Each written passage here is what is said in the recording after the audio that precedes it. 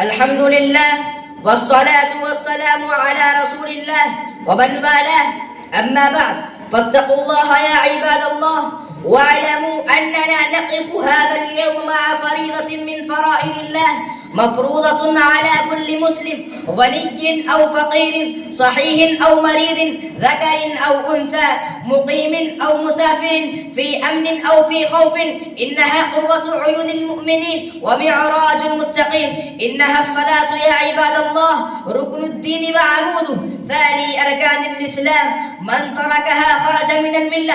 قال رسول الله صلى الله عليه وسلم: العهد الذي بيننا وبينهم الصلاة، فمن تركها فقد كفر. وقال: بين الرجل وبين الشرك والكفر ترك الصلاة. وقال عمر رضي الله تعالى عنه: لا حظ في الإسلام لمن ترك الصلاة. وقال أيضا: ومن ضيع صلاته فهو لما سواها أضيع. عباد الله، إن الصلاة أول ما فرض الله على نبينا محمد صلى الله عليه وسلم من الأحكام، فرضت في أشرف مقام وأرفع مكان. هي أول ما فرض وهي آخر ما أوصى به النبي صلى الله عليه وسلم أمته وهو على فراش الموت، حينما قال: الصلاة ما ملكت أيمانكم. أيها الإخوة، لم يرخص في تركها لا في مرض ولا في خوف، فلا تسقط حتى في أحرج الظروف وأشد المواقف، كما في حالات الفزع والقتال. أما المريض فيصلي قائما، فإن لم يستطع قاعدا، فإن لم يستطع فعلى جنبه، فالصلاة لا تسقط بحال ما دام العقل موجودا. إخوة الإيمان، هي فواتح الخير وخواتمه. يفتتح المسلم بالصلاة نهاره ويختم بها يومه، يفتتحها بتكبير الله ويختمها بالتسليم على عباد الله. هذه هي الصلاة يا عباد الله، وإنها كذلك أكثر من ذلك، وهي الصلة بين العبد وربه، لذة ومناجاة تتقاصر دونها جميع الملذات، نور في الوجه والقلب، وصلاح للبدن والروح، تطهر القلوب وتكفر السيئات.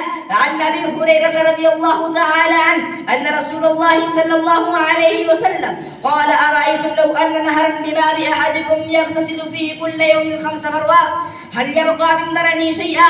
قالوا: لا يبقى من درنه شيئا. قال: فذلك مثل الصلوات ال5 يمحو الله بهن الخطايا. الصلاة تنهى عن الفحشاء والمنكر. قال تعالى: إن الصلاة تنهى عن الفحشاء والمنكر. الصلاة مصدرة للقوة ومبعدة للكسل. يا أيها الذين آمنوا استعينوا بالصبر والصلاة، إن الله مع الصابرين. الصلاة جالبة الرزق البركة. وأمر أهلك بالصلاة واصطبر عليها، لا نسألك رزقا نحن نرزقك، والعاقبة للتقوى.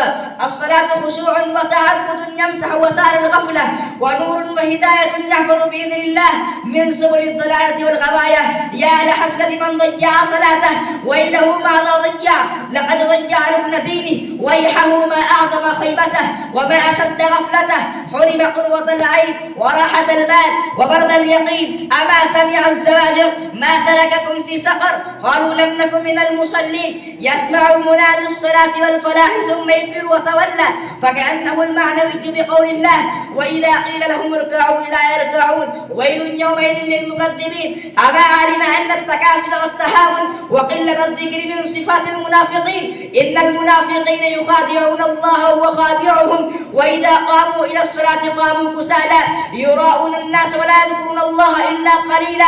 ألا فاتقوا الله رحمكم الله، واستعينوا بالصبر والصلاة، إن الله مع الصابرين. أقول ما تسمعون وأستغفر الله الجليل العظيم لي من كل ذنب فاستغفروه وتوبوا إليه، إنه هو التواب الرحيم. أكتفي بهذه الكلمات، وآخر دعوانا أن الحمد لله رب العالمين.